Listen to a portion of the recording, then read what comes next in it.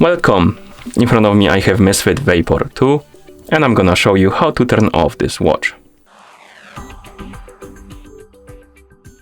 To turn off this watch, simply press the side button to wake up the screen. Then press it again to open the menu. Now scroll through the menu and find the settings icon. Once you find the settings icon, tap on it to enter the settings. In settings, scroll down, find the system option and tap on it.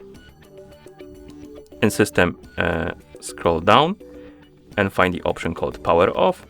Tap on it and then tap on the check mark to confirm and turn off the watch. And it's gonna take a second or two for the watch to turn off.